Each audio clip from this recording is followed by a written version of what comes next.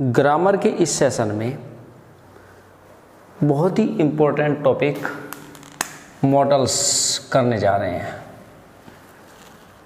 अगर आप ग्रामर की बुक या किसी और सपोर्टिंग मटेरियल को खोलकर देखेंगे तो मॉडल्स क्लियर होने में मॉडल्स के बारे में सबका अपना अपना एक्सप्लेनेशन है, लेकिन आज मैं आपको मॉडल्स, इसकी डेफिनेशन, मॉडल्स किस शब्द से बना है, रूट वर्ड क्या है इसका और कौन कौन से शब्द मॉडल्स के रूप में यूज किए जाते हैं और उनका यूजेज, उनका प्रयोग मैं आज आपको इस वीडियो में बहुत आसान तरीके से समझाने जा रहा हूँ। वीडियो को अंत तक देखें और लास्ट में कमेंट करना बिल्कुल ना भूलें। मॉडल्स, सबसे पहले तो मैं आपको ये बता दूं कि मॉडल्स किस शब्द से बना है। मॉडल्स की उत्पत्ति मूड नामक शब्द से हुई है, जिसका अर्थ होता है स्वभाव, स्वभाव।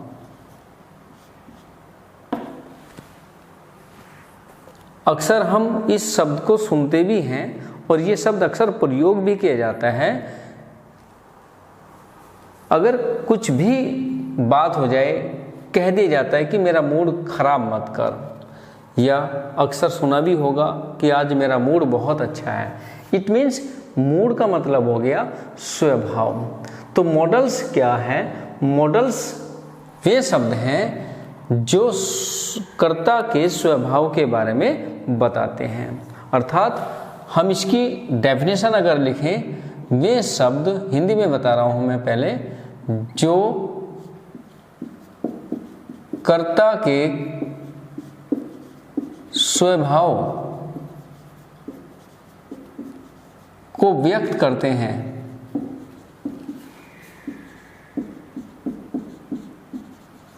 मॉडल्स कहलाते हैं।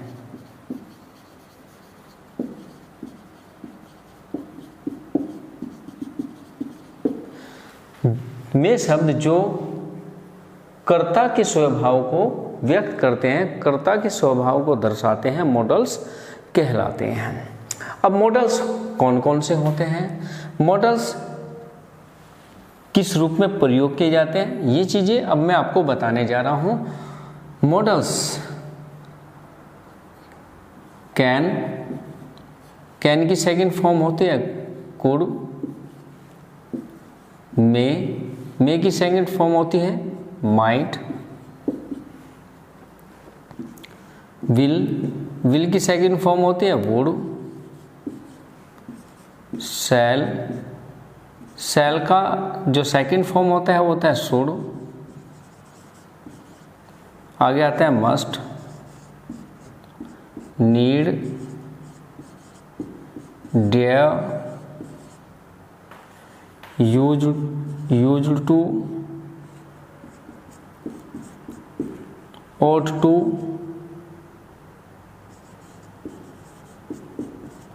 डॉट आदि शब्द मॉडल्स कहलाते हैं। एक बात का हमेशा ध्यान रखने हैं, ये सारे मॉडल्स हेल्पिंग वर्ब के रूप में यूज किए जाते हैं। हेल्पिंग वर्ब के रूप में प्रयोग किए जाते हैं। जब आप वाक्य देखेंगे तो ये शब्द किस रूप में प्रयोग किए जाते हैं? हेल्पिंग वर्ब के रूप में प्रयोग किए जाते हैं। लेकिन कुछ शब्द ऐसे भी हैं जो शब्द हेल्पिंग वर्ब के साथ साथ मेन वर्ब के रूप में भी प्रयोग हो सकते हैं, और वे शब्द कौन कौन से हैं मैं आपको यहाँ बता रहा हूँ। इसका विशेष ध्यान रखेंगे, जो शब्द हेल्पिंग वर्ब के अतिरिक्त किसका, मॉडल्स और मेन वर्ब के रूप में कार्य करते हैं, ऐसे शब्द हैं नीड और डेयर। नीड और डेयर दो शब्द ये ऐसे हैं, दो मॉडल्स ऐसे हैं जो मेन वर्ब के रूप में भी कार्य करते हैं। बाकी इन सब मॉडल्स को छोड़ दिया जाए, अगर इन सब मॉडल्स को छोड़ दिया जाए तो सारे मॉडल्स हेल्पिंग वर्ब के रूप में ही यूज होते हैं, मेन वर्ब के रूप में 2 ही मॉडल्स यूज किए जाते हैं। तो प्यारे बच्चों, सबसे पहले तो मैंने आपको बताया कि मॉडल्स मूड नामक शब्द से बना है और जिसकी डेफिनेशन को अगर हम हिंदी में व्यक्त करें, वे शब्द जो कर्ता के स्वभाव को व्यक्त करते हैं मॉडल्स कहलाते हैं। और मॉडल्स में कौन कौन से शब्द हैं? Can, may, will, shall, must, use to. Can की सेकंड फॉर्म कुड, मे की सेकंड फॉर्म माइट, विल की सेकंड फॉर्म वुड। इसको वुड पढ़ा जाएगा, इसमें एल साइलेंट वर्ड है और इसको पढ़ा जाएगा शुड। यहाँ पर एल साइलेंट वर्ड है, इस चीज़ का विशेष ध्यान रखें। इसका प्रोनाउंसिएशन जब भी बोला जाए या इसके बारे में जब भी आपको बोलना पड़े तो एल को बिल्कुल भी नहीं बोलना। तो विल की सेकंड फॉर्म वुड और शैल की second form should, must, need, dare, use to and ought to. ये शब्द क्या कहलाते हैं? आपके मॉडल्स कहलाते हैं। मैं अब आपको मॉडल्स का प्रयोग कैसी स्थिति में, कैसी अवस्था में करना है, कहाँ पर करना है और कहाँ पर किस मॉडल का प्रयोग करना है, ये मैं अब आपको समझाने जा रहा हूँ। तो सबसे पहले मैं 3 मॉडल्स को लेकर चल रहा हूँ। पहला कैन, दूसरा मे और तीसरा माइट। इनका प्रयोग करने से पहले इनका अर्थ समझना होगा। तो पहले सबसे हम इनका अर्थ समझते हैं। इन तीनों का अर्थ होता है सकता है या सकते हैं या सकती है। ठीक है, मीन्स तीनों शब्दों का प्रयोग, तीनों मॉडल्स का प्रयोग आपको प्रेजेंट टेंसेज में करना है। प्रेजेंट टेंसेज में आपको तीनों का यूज करना है।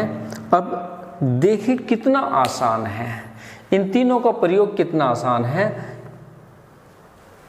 अगर किसी कार्य को होने की उम्मीद, चांसेस आपको 100% लग रही है, अगर आपको लग रहा है कि ये काम 100% होगा ही होगा, तो ऐसी स्थिति में आपको कैन का प्रयोग करना है। अगर किसी काम को होने के चांसेस आपको 50-50% हैं, तो ऐसी अवस्था में आपको मे का प्रयोग करना है। और अगर किसी काम को होने के चांसेस आपके 10 से 20% लग रहे हैं, तो ऐसी अवस्था में आपको माइट का प्रयोग करना है। दूसरा तरीका मैं आपको बता रहा हूँ कि आपको कैन का प्रयोग किस अवस्था में करना है और कहाँ पे करना है। अगर वो चीज़ आपने अपने दिमाग में सेट कर ली तो कहीं पर भी मॉडल्स यूज करने में गलती आपसे नहीं होगी। कहते हैं कि पावर्स जो होती हैं में 4 प्रकार की होती हैं। पहली पावर होती है माइंड पावर, दूसरी टाइम पावर, तीसरी मनी पावर और चौथी फिजिकली पावर। सबसे बड़ी पावर आपकी इसमें टाइम पावर होती है। और कहा जाता है कि किसी भी व्यक्ति के पास दुनिया का कोई भी पावरफुल अगर व्यक्ति है इस पूरे वर्ल्ड में, तो किसी के पास भी ये चारों पावर्स नहीं हो सकती। और अगर चारों पावर्स किसी के पास होती भी है तो वो गॉड माना जाता है, और गॉड धरती पर है ही नहीं, क्या है, सब ह्यूमन बींग्स हैं। तो जहाँ पर इन चारों पावर्स में से किसी का भी अगर आपको लगता है कि इसका आपको बोध हो रहा है, इसका आपको पता चल रहा है, तो ऐसी अवस्था में आपको आंख बंद करके कैन का ही प्रयोग करना है। कभी भी आपका सेंटेंस गलत नहीं होगा। ठीक है, तो माइंड पावर लग रहा है, जैसे he can solve this question या he can solve this puzzle, ये तो माइंड पावर है। टाइम पावर की अगर हम बात करें, he can come here, he can go there, अगर उसके पास समय होगा, if he has time then he can come here और ही कैन गो दियर। और अगर मनी पावर है, I can purchase a car today या I can purchase a car this year, अगर सम पैसा है तो गाड़ी खरीदेगा और पैसा नहीं है तो गाड़ी खरीदने का चांसेस है ही नहीं। Physically power, I can lift 100 kg weight, I can beat you. तो यहाँ पर क्या है, हर जगह एक पावर का हमें दिख रहा है कि यहाँ पावर का बोध है या पावर शो हो रही है। तो जहाँ पर भी आपको पावर शो होती है वहाँ पर आपको कैन का प्रयोग करना है। मीन्स जहाँ पर स्ट्रॉन्ग पॉसिबिलिटी है, किसी काम को होने की पूरी 100% उम्मीद है, तो आपको कैन का ही प्रयोग करना है। दूसरा सेंटेंस जो दूसरा जो मॉडल्स हैं में आपको जहाँ पर लग रहा है कि ये 50-50% इस काम को होने के चांसेस है तो मे का प्रयोग करना है। या किसी को परमिशन देने में या परमिशन लेने में, या किसी को आशीर्वाद ब्लेस करने में, किसी को गॉड ब्लेस यू नहीं कहा जाता, मे गॉड ब्लेस यू कहा जाता है। कंप्लीट सेंटेंस है मे गॉड ब्लेस यू, ठीक है। परमिशन लेने में जब हम किसी ऑफिस या किसी दफ्तर की किसी ऑफिसर से मिलने के लिए जाते हैं तो हम एक कॉमन शब्द का प्रयोग करते हैं, मे आई कम इन। तो यहाँ पर अनुमति लेने के लिए मे का प्रयोग हो रहा है, और अगर ऑफिसर परमिशन देता है तो you may come in, you may कम इन, आप अंदर आ सकते हैं। तो ऑफिसर ने परमिशन देने के लिए मे का प्रयोग किया और हमने परमिशन लेने के लिए भी मे का ही प्रयोग किया। तो परमिशन लेने और परमिशन देने या किसी को आशीर्वाद देने, ब्लेस करने में के लिए भी मे का प्रयोग किया जाता है। तीसरा जो मॉडल्स है माइट, किसी काम को होने के जब चांसेस आपको लग रहे हैं कि बहुत ही कम है, ना के बराबर वो उस काम को होने के चांसेस है, तो आप माइट का प्रयोग करेंगे। तो यहाँ पर मैंने आपको तीनों सेंटेंसेस मतलब 3 मॉडल्स कराए हैं, और मैं अब आपको इसके 3 सेंटेंसेस, एक सेंटेंस को मतलब यहाँ लिखकर उसमें तीनों मॉडल्स कैसे यूज आपको करने हैं मैं आपको बता रहा हूँ। एक सेंटेंस में लिख रहा हूँ यहाँ पे, ही ... solve this question, he solve this question. फिर मैं इसको लिखता हूँ, ही सॉल्व 3 स्टेप में 3 पोजीशन में मैं इसको 3 बार मतलब लिख रहा हूँ, सॉल्व दिस क्वेश्चन। अब देखो अगर मैं यहाँ कैन यूज कर देता हूँ क्योंकि वह इस क्वेश्चन को हल कर सकता है, इट मीन्स यहाँ एक पावर का बोध हो गया।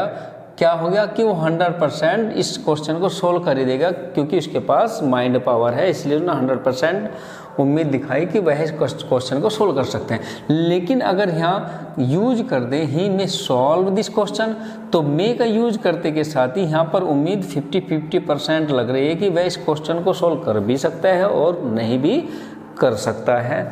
लेकिन अगर मैं यहाँ पे यूज कर दूँ might, he might solve this question, तो यहाँ पर उस क्वेश्चन को सोल्व करने की 10 से 20% की उम्मीद लग रही है।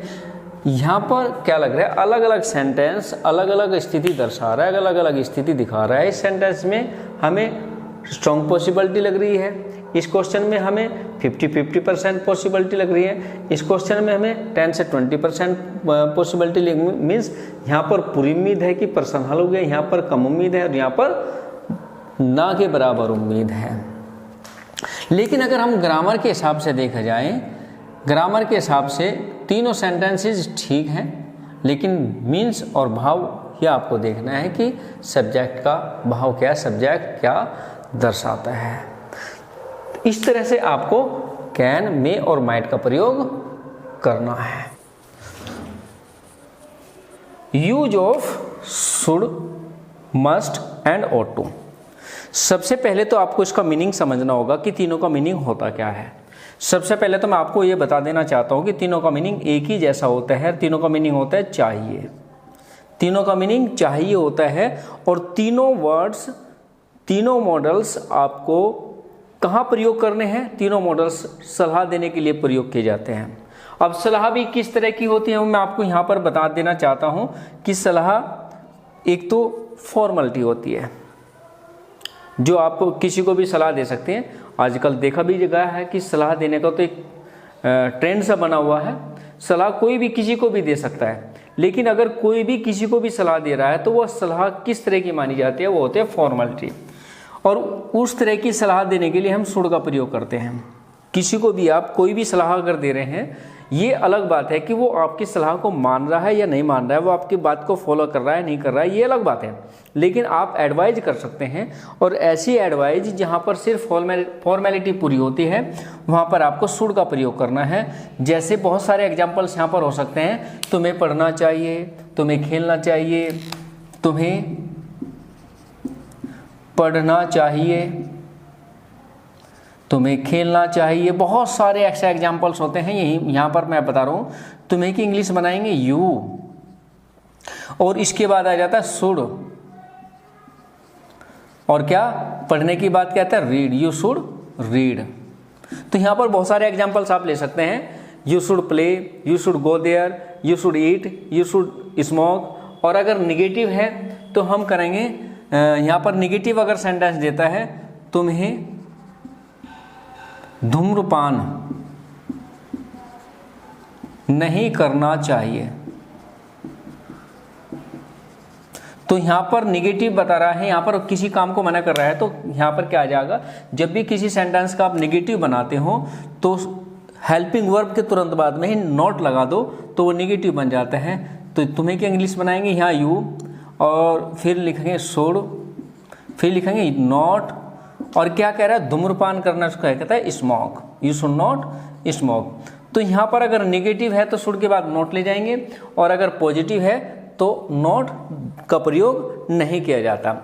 तो यहाँ पर आपको देखना है कि अगर आप कोई एडवाइस देने जा रहे हैं और वो ऐसी एडवाइस जो सिर्फ फॉर्मेलिटी पूरी करते हैं, तो ऐसे एडवाइस के लिए आपको शुड का प्रयोग करना है। Is it clear? चलिए नेक्स्ट को चलते हैं, मस्ट। मस्ट का मीन्स भी क्या होता है, आपका शुड ही होता है, लेकिन यहाँ पर इसका जो यूज होता है, जो आपका ब्लड रिलेटिव होता है, ब्लड रिलेटिव या कोई क्लोज फ्रेंड हो, ब्लड रिलेटिव या कोई क्लोज फ्रेंड आपका है, तो ही आप इस का प्रयोग करेंगे।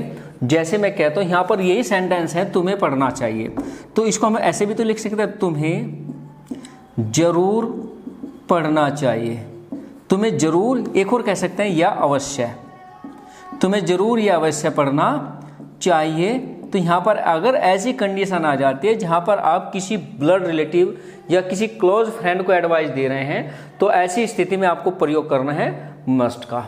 तो देखो यहाँ पर तुम्हें जरूर पढ़ना चाहिए, इट मीन्स यहाँ पर लिखेंगे तुम्हें की इंग्लिश बनाएंगे यू, और जरूर मस्ट, और क्या कहते हैं रीड। अगर आप किसी ऐसे अननोन पर्सन को ऐसी एडवाइस दे रहे हैं जो फोर्स करना, मतलब इस मस्ट का प्रयोग होता है उसको फोर्स करना, कि आप ये सलाह आपको ये काम करना ही है। और हाँ, मस्ट का प्रयोग हमेशा क्या जूनियर के लिए किया जाता है, मतलब कोई भी अगर एडवाइस दे रहा है तो जूनियर को ही अच्छा माना जाता है। आप अगर अपने से सीनियर को एडवाइस दे रहे हैं तो वो आपके अगेंस्ट हो जाता है। पहले दूसरी बात, आपको ये भी ध्यान देना है, जब भी आप मस्ट का प्रयोग करें तो ये चीज़ नोट करनी है कि वो आपका कोई क्लोज फ्रेंड है या कोई रिलेटिव है। दूसरी बात, एक चीज़ और भी आपको देखनी है, क्या अगर आप किसी अननोन पर्सन को एडवाइस देंगे और वहाँ पर मस्ट का प्रयोग कर दें, तो वो उसका एक ही क्वेश्चन हो जाता है, उसका जवाब उल्टा होता है, उसका रिएक्शन ही आपको उल्टा मिलेगा। तो उसका रिएक्शन क्या हो सकता है, ये आपको स्थिति के आधार पर पता चल सकता है। चलिए बात करते हैं हम नेक्स्ट की। नेक्स्ट है हमारा ought to। ought to का मतलब भी क्या होता है, हमारा चाहिए। और अगर आपको कोई नैतिक कर्तव्य है, कोई ऐसी सलाह जो आपका नैतिक कर्तव्य है या धार्मिक कर्तव्य है, कोई ऐसी सलाह, मतलब नैतिक कर्तव्य जो हमारी मॉरल ड्यूटीज से जुड़ी हुई बातें हैं, उस तरह की बातों को अगर आप एडवाइस के रूप में यूज कर रहे हैं तो आपको ought to का प्रयोग करना है। जैसे मैं यहाँ कुछ एग्जाम्पल्स लिख भी रहा हूँ, मैं बता रहा हूँ कुछ एग्जाम्पल्स के माध्यम से। हमें बड़ों का सम्मान करना चाहिए,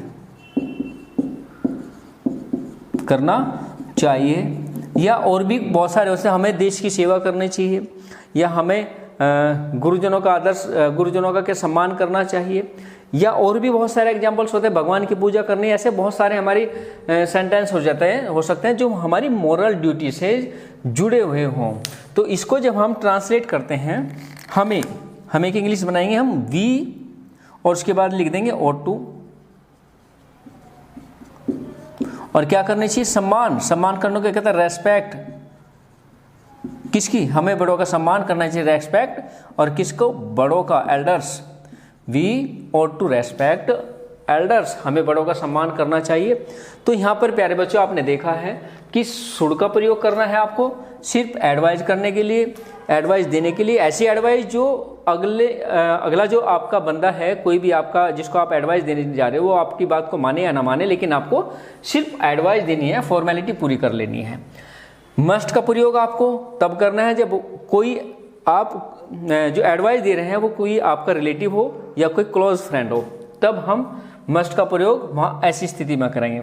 और ought to का प्रयोग ऐसी एडवाइस में करना है जो एडवाइस नैतिक कर्तव्य, किससे, धार्मिक कर्तव्य से जुड़ी हुई हो। तो इस तरह से आपको ये मॉडल्स यूज करने हैं, शुड, मस्ट और ought to।